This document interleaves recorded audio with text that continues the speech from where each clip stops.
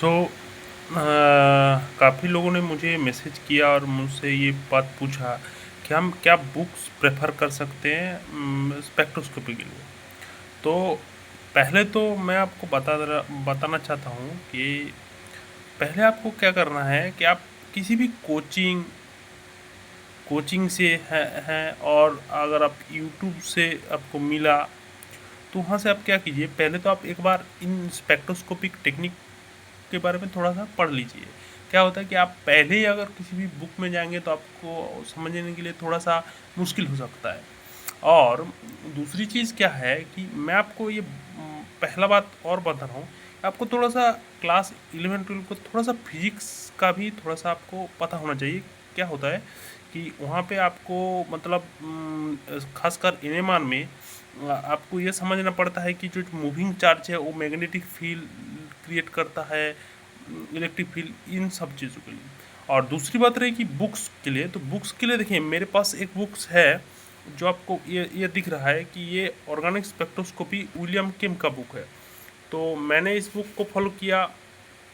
और दूसरी एक बुक है जो आप स्पेक्ट्रोस्कोप के लिए यूज़ कर सकते हैं, और मुझे ये बुक थोड़ा सा ज़्यादा पसंद है तो इसमें थोड़ा सा डिटेल आपको मिलेगा, जो है पाभिया का बुक है। तो आप ये दो बुक फॉलो कर सकते हैं।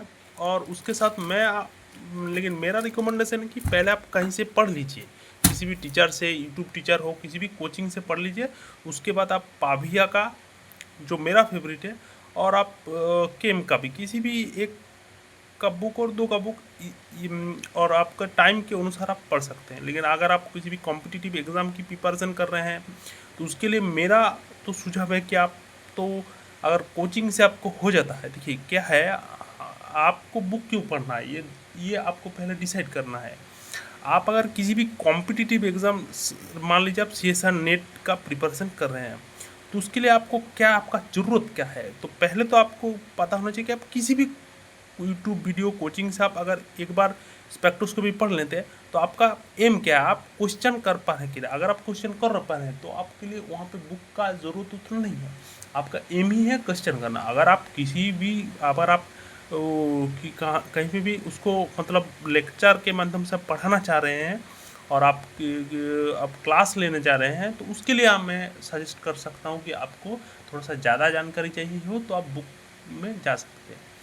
ठीक है। नहीं नहीं, और दूसरी चीज़ क्या है कि बुक रीडिंग आप जब करते हैं तो आपको थोड़ा सा टाइम टेकिंग प्रोसेस है। आप एक बुक, मतलब विलियम केम का जो बुक है, थोड़ा सा छोटा बुक है, लेकिन अगर आप पाभिया का बुक पढ़ते हैं तो उसके लिए आपको मेरे हिसाब से 2 ढाई महीने तो आप उस बुक में आपको लग ही जाएंगे। आप किस स्पीड से पढ़ते हैं, थोड़ा ज़्यादा और कम भी लग सकता है।